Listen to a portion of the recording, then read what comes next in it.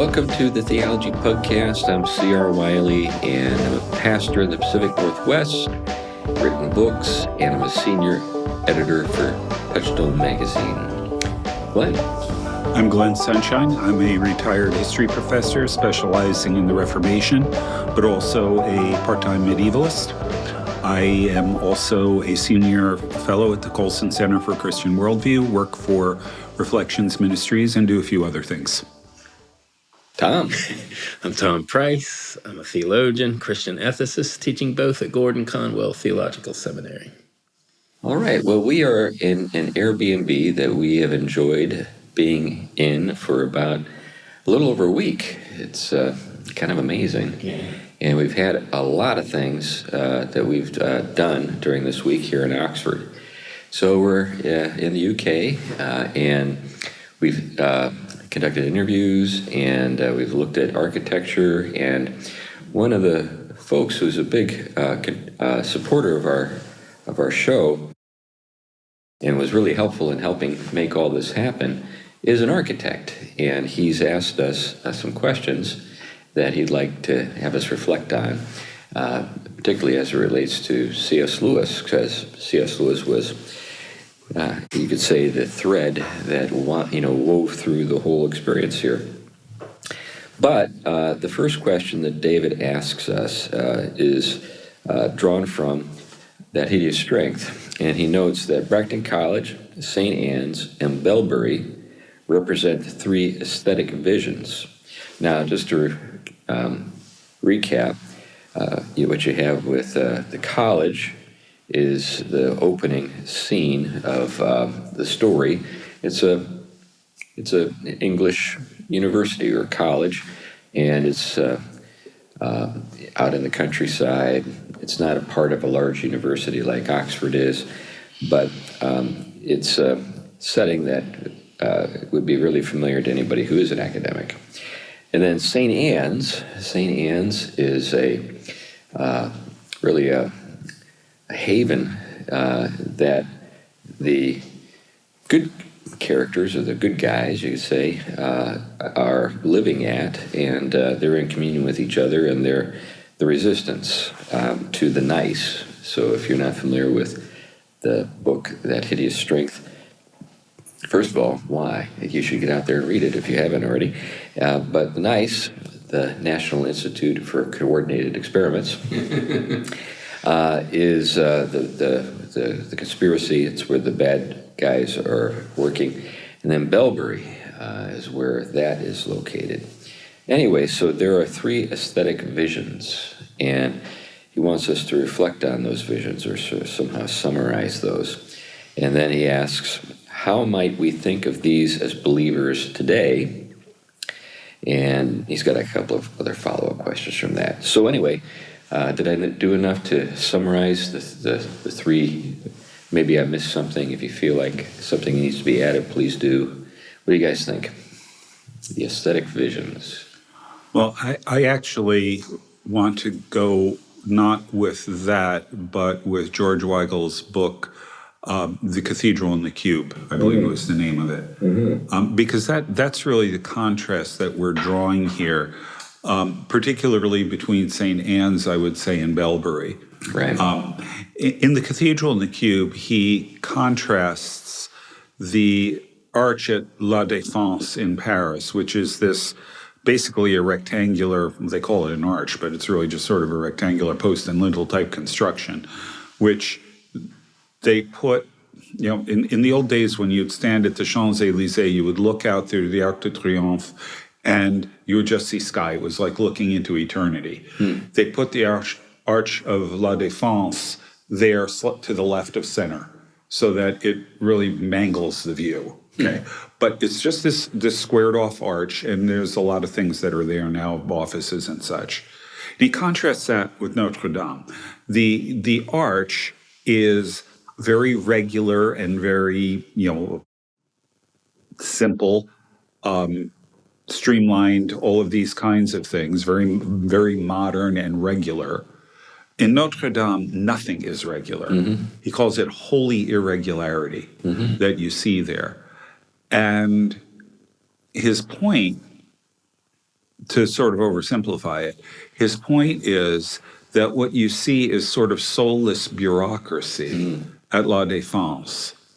But when you look at Notre Dame, you see something that is organic, that is human, that that organic humanity, that life that you see there is present because it's irregular. It is just the expression of centuries of work, centuries of life, centuries of aesthetic. And I think, walking around Oxford, you see something very similar to that. He was talking about, when we took our tour with him, he was talking about different kinds of symmetry. The symmetry we think of is you draw something and then you just sort of flip it over and duplicate it, and it's exactly the same on both sides. It's not how they thought of symmetry. That's right. And so there are a whole lot of other irregularities and things like that are going on around here that, from a sort of mechanistic perspective, don't make a lot of sense. Yeah. But they're reflections of human life. They're reflections of all kinds of things that you lose when it turns into this soulless, mechanistic, formulaic pattern that we see all too often in ultramodern architecture. And that Bellbury is the ultimate example of not just architecturally or aesthetically, but in terms of the entire machine-like way they try to think. Yeah. Why do we do that? I mean, here we are in Oxford, surrounded by wonderful limestone buildings, hundreds and hundreds of years old. It's the appeal that it's, if Oxford were what you just described, just a soulless and a mechanism, would it have the kind of pull that it has? I can't imagine it would. So why do we make these things? Why don't we make things the way they did in the old days? Curiously, quickly, I've seen some of the brand new buildings here, and though they're big and imposing, they're aesthetically detestable. And they're the new ones being built here. Right. Yeah. They don't harmonize with with anything else. In fact, you get the impression that this is a theater for the architect's ego, and not necessarily something that's intended to serve the community. Yeah. One of the maxims in architecture has been form follows function. Right. What we're really getting, I think, now is function and forget about form. Yeah. There's just what we want is something that is efficient. And we'll maybe throw in a little splash of color here or there to make it seem like we're trying to do something aesthetically with it. But it's all about efficiency and mechanization again.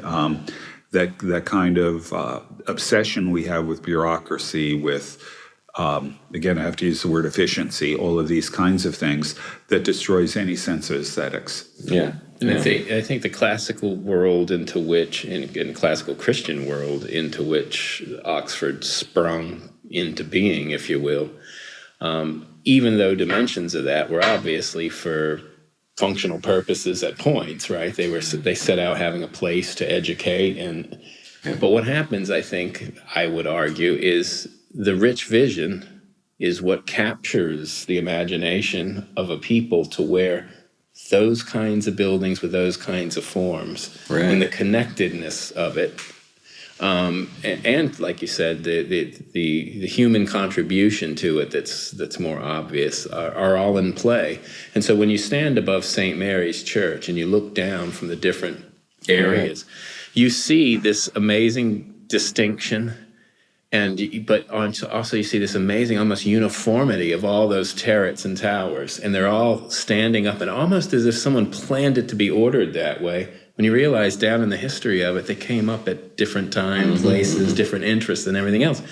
But that shared aesthetic and meaning world, and it sprung up in a much richer meaning world. Yeah, and some of that, interestingly enough, is technological. So you do find, for example, cloisters. Yeah.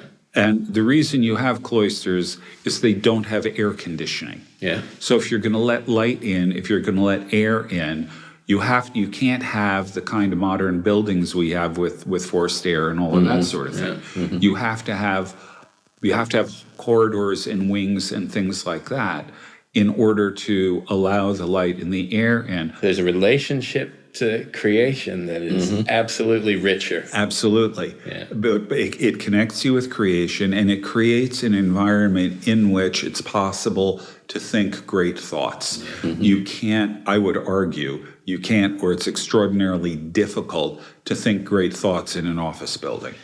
So what you have going on here, and Chris has talked about this other times, because of this, it's very different than the approach where we have the ability to kind of master creation and natural elements in a way that force them to do things for us or allow us to impose ourselves on them in a different way. And I think when we see that happen in a building, we see the loss on the aesthetic level right away. Right. We end up with places that people wish to escape at the end of the day. Fluorescent lighting, suspended ceiling tiles, places where you don't have any access to the light. I mean, dungeon-like environments. Well, and we were talking about the fact that a lot of professors used to have beds, actually some of them still do evidently, in college here, where they would stay late and they would just sleep here. They literally lived in their rooms. There was no escape. They didn't need an escape. They didn't want an escape. The environment was such that it didn't require that, for their own sanity. Right. Well, the question that follows builds on this. How can we develop a Christian culture of aesthetics? So, it's a great question to ponder. Today, we've commiserated many times that this is something that many of our Christian friends, people that we worship with, seem to lack, and that is an appreciation for the aesthetic dimension of the faith, dimensions of the faith. What do we do about that? In theology and in philosophy, there is I think retrieval work being done that is, we're like with Lewis, they're mining the richest parts of what brought about those kinds of visions and aesthetics. And they're mining that and bringing it back to us in all these different ways we can get access to it. So you don't have to be reading some, academic scholar on Thomas Aquinas to get a feel for it. You can read a story by Lewis and be actually entering into the kind of imaginary world. But on the theological side, what I would say one of the things that has been lost in emphasis in the West has been how rich our doctrine of creation is, especially in terms of its gift character. That's form and purpose at the heart of it, and that connectedness of everything. And the other dimension is our participation in things. That's the other element of connectedness to things. Now, that sounds very abstract, and it is at that level. This is something that has to be thought through in every dimension of life as we're shaped by it and formed by it. So retrieval is just about getting our minds and hearts back onto thinking about it that way. But I think when we understand true Christian vision of transcendence and how incomparable it is in terms of what it has to offer, it sets forth an understanding of creation that is rich, full of form, full of purposes, and it allows us to see also that we're partakers of all of that. We're not at a distance manipulating, but we're shaped by it, and it shapes us. And I think drawing that out, especially in light of our vision of redemption, where that stuff is called, again, to serve even higher purpose, being the light of Christ in the world, and that whole set of riches gives us something to work with. And this is, read at the top of Oxford, still to this day, on all of the university buildings, God illuminate me. This is, the God is the God of my illumination. It was the same then, it's the same now. We've just lost a lot of things that... Right. I would look at the transcendentals, the good, the true, and the beautiful.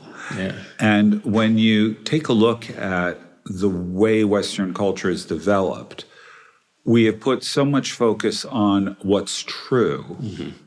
And by that, we mean what's true in a rational sense. Yeah. We've lost the idea that truth can be found in goodness or beauty. And recently there's been an attempt via, well, frankly, through some sort of sense of social justice to recover some sense of the good. They're going in the wrong direction because they're not really connecting it to the true. But so far, we haven't had anybody really trying to recover, as near as I can tell, much of a sense of the beautiful.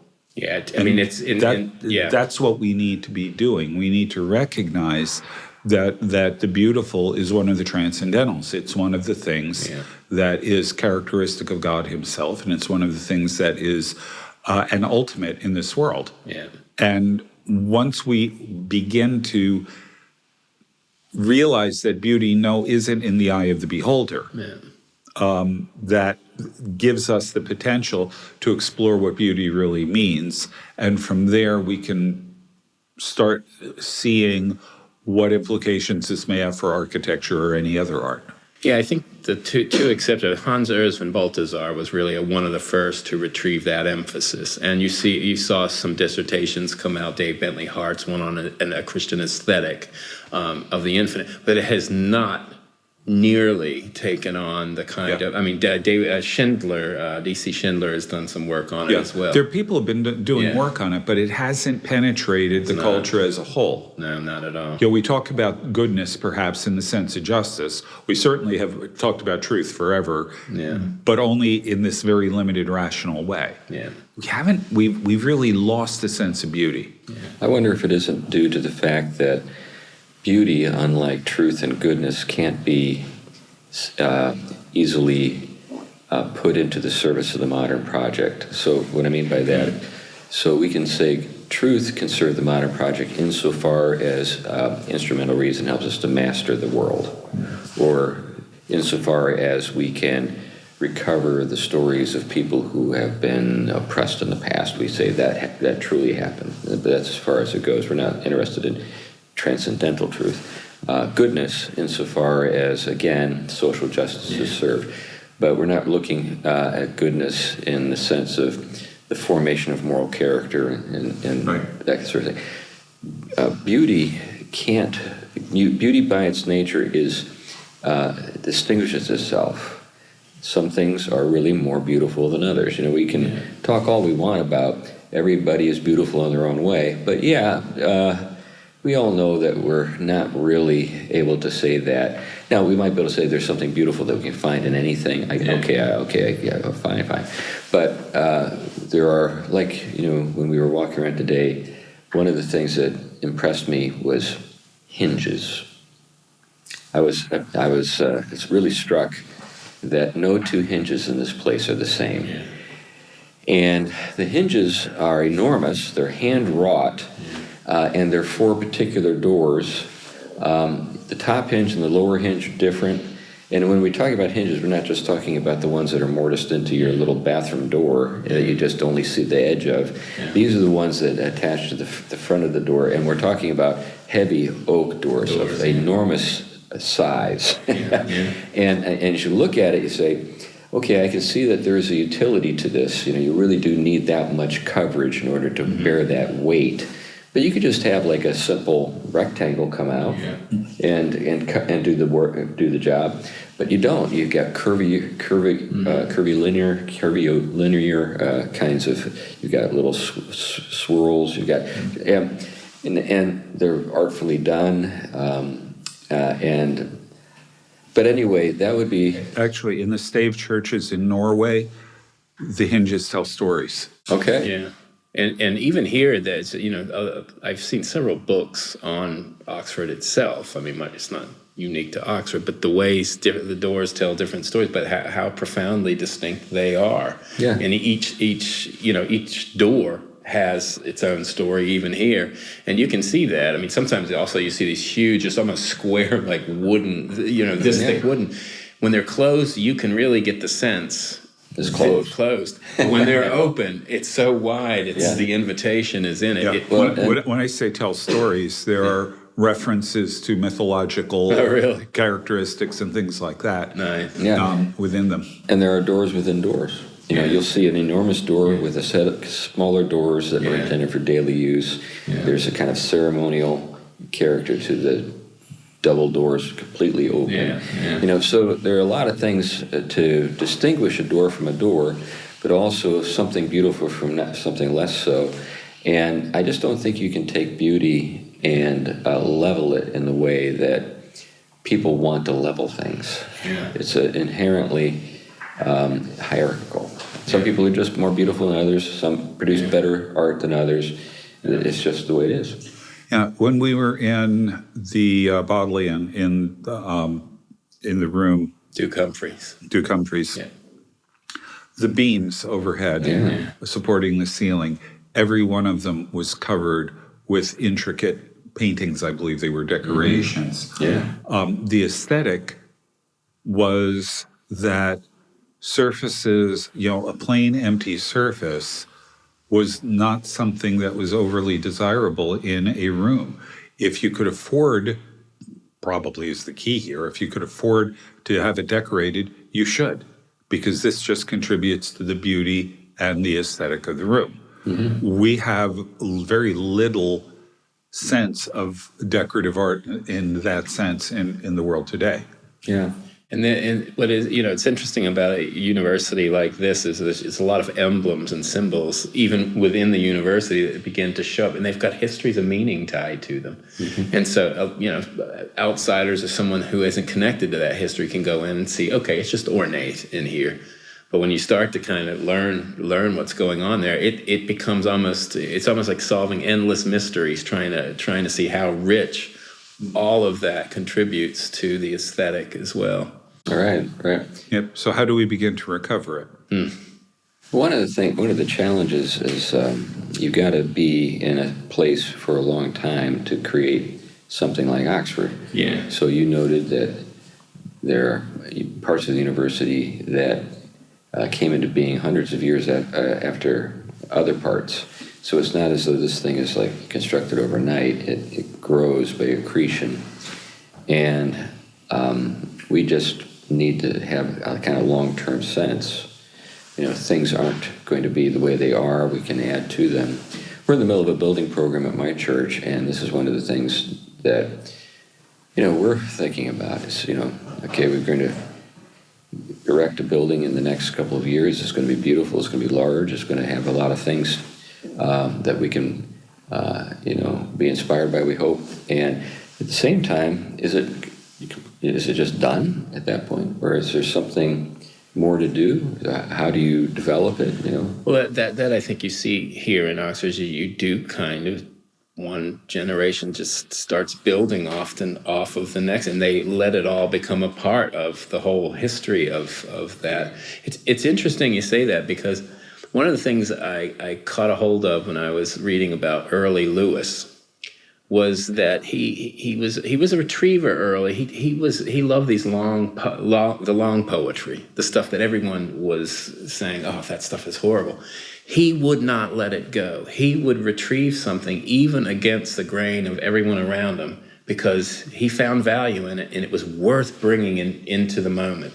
And I think being able to go against the grain and find things maybe other times have done before, or maybe it hasn't been done before, but to be bold enough to run with it, even with all the naysayers and everything else. And that's the way you break into and break out of these kind of containers we're stuck in. And then you build on it. Other people begin to get inspired by it and build on it as well. I actually am encouraged by things that are going on in the periphery. There's a lot of work being done right now to recover the old arts.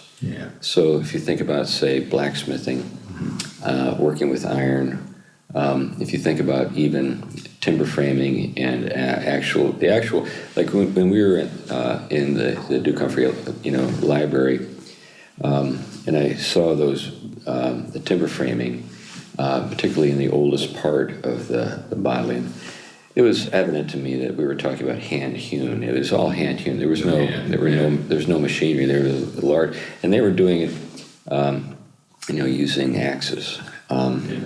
That's actually something that's an art that's being revived now. And if you know where to look, you can see that. Then the question is are you willing to invest in that? So that your typical your typical church is not. That's right. Your typical church is just looking to get something up quick, inexpensively. Mm-hmm. Now, I understand there are financial limitations that we all labor under, but there were then too. I mean, it's not as though that was a golden age. That's right. That's right. And they had far less to work with. That's right. But they had a longer time horizon and more patience. Yeah. So if churches make it their goal to put to work these new artisans that are emerging, I think we can see some really marvelous things erected. And given those people an opportunity. Right. Right. Okay. Well, let's go back to the questions. I think there may be just one or two more. Let me get that. Okay. So to develop a Christian culture with aesthetics, I think we've addressed that. The last question builds off of everything else. How does architecture relate? I think that's what we've been talking about. Yeah. We're talking specifically about architecture. There are implications for what we've said for painting, for music, for sculpture, for other arts, but we've been mainly reflecting on architecture. Yeah, and I think sometimes, and again, we've heard this criticism ourselves. People think that it's just some kind of nostalgia, and I don't think that's the right term for it. I think it is a genuine spiritual aesthetic that is able to see things of richness and value, and also participate in those places in life where they've been shrunk, and its effects have been left on us. And so modernity in its reduction of things and pull away from rich webs of reality and meaning has left us empty on every side, musically, in literature, in our own sense of self and existence and embodied life and relationships and family. But the very places we participate in all the time have been left almost shells, either to consume things or just ignore, basically, because they're meaningless to most of us. Yeah. I would add that anytime you are trying to be contemporary in what you are doing, you are consigning yourself to being out of date. Yeah. In short order, really. The thing, if you study architectural history, styles change, but they change for specific reasons, and they do it sort of organically. So, for example, the transition from Romanesque to Gothic, there were a number of technological changes that occurred to allow you to create Gothic architecture. Yeah. But the point of creating Gothic architecture was to the problem is the weight of the roof. How do you create walls that will hold up the roof? Yeah. What they did is they figured out a solution where the walls weren't load-bearing. Use flying buttresses, use rood vaulting, all the pointed arches, all these kinds of things. But the reason you do that is because they wanted the walls not to be load-bearing so that you could open them up and fill them with glass. And they want you to fill them with glass because they want light. Because light is the first element of creation. Yeah. And light represents divine illumination and a whole host of other reasons. So the movement, the change in style, was built not around pragmatism or utilitarianism.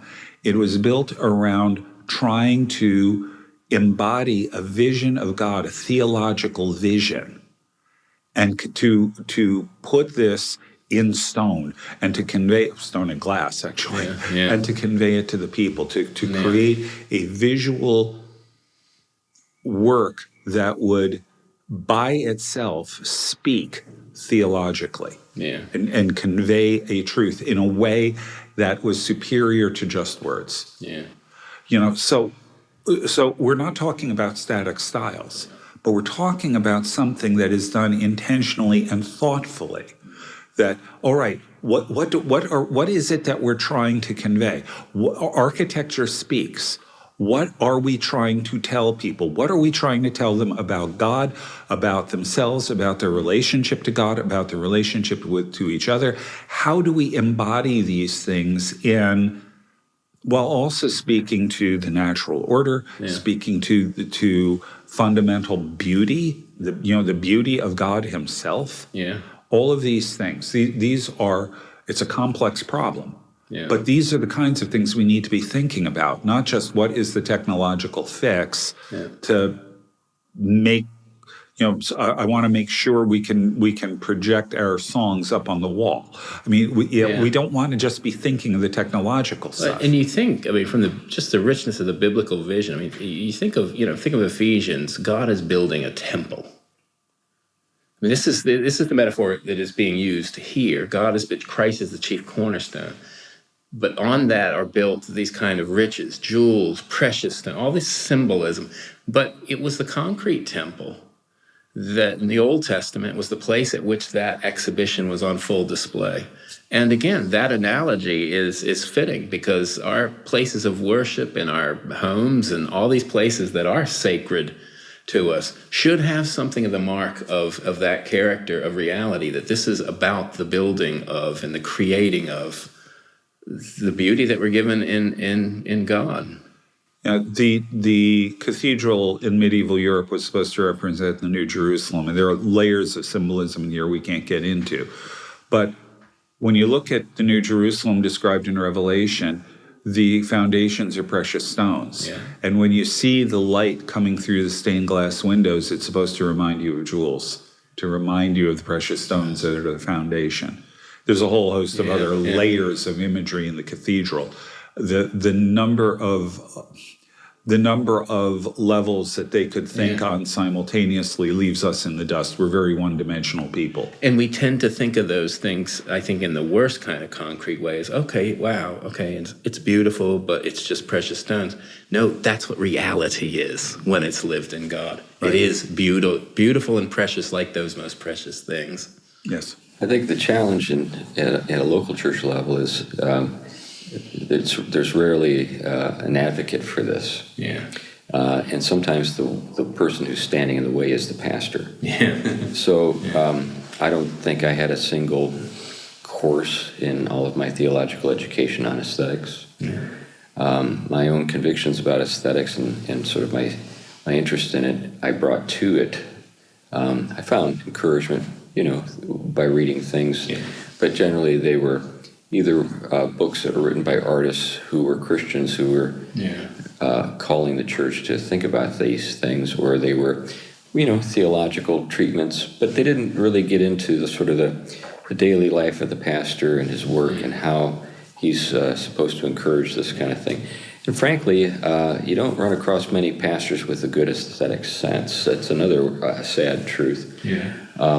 So most of the time, if you have anybody in a local church that's calling for this, it's some sort of person on the periphery, someone who's the crank, somebody that's often looked at with the, sort of exasperation and rolled eyes and say, oh, it's Bob again about precious jewels, that kind of thing. Well, and I've seen it. Yeah. I've seen it in sessions. I've seen it in churches. I've seen it in building committee meetings. An exasperation and impatience. Well, let's just get something done. Let's just make it inexpensive. That's the one I've been on vestries. It's very similar. It always comes down to who can do it the cheapest and the quickest. Mm-hmm. Yeah, and then so who should, you need somebody with some theological weight and the respect of or at least the possessing authority to say, no, we're not going to do it the least expensive way.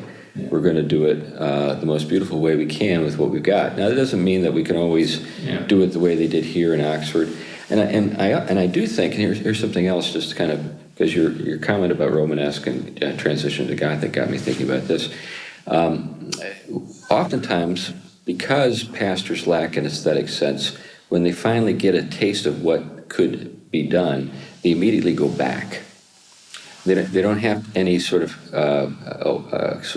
ability to think about, okay, what, not that going back is bad, I'm just saying they're not thinking about, okay, what do the materials that we have to work with now allow us to do that is theologically rich?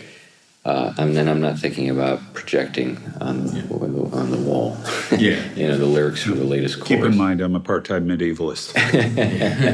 But you've got just that's very uncommon. So that's why we have so many buildings that will not last at all. I mean, most of the things that have been built in the last 100 years or so are destined for being just basically turned into office parks, if not just bulldozed over. They're not going to last. I had a professor at seminary who referred to these things as rapture architecture in the last 7 years. Right. And then you have it's so transitory. It's like I know in some cases churches get in desperate situations and need any kind of space to go on. Sure. But you see others just to, for whatever reason, to just basically rent the school hall because it's got a stage on it. And really what happens, in due time, they don't even have a lasting... Well, and they'll spiritualize it. They'll say, we all know the church is a spiritual community and that this is all going to... this is sort of like, the rapture architecture. But here we are enjoying the work of our ancestors. It's important to put it that way. So here we are in Oxford. None of us can, go back through our genealogy and identify some person that we are related to who worked at Oxford. Maybe we can, but they are our ancestors in the broadest sense. This is our patrimony. This is our inheritance, and we ought to be proud of it. We ought to preserve it, and we ought to perpetuate it by being inspired by it and bequeathing to our descendants something that they'll cherish someday. Absolutely. Anyway, that's it for now. Thanks a lot for listening to this brief episode of the Theology Pugcast. Bye-bye. Bye.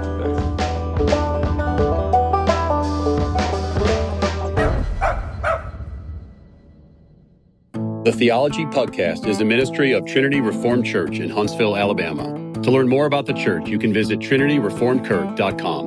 trinityreformedkirk.com.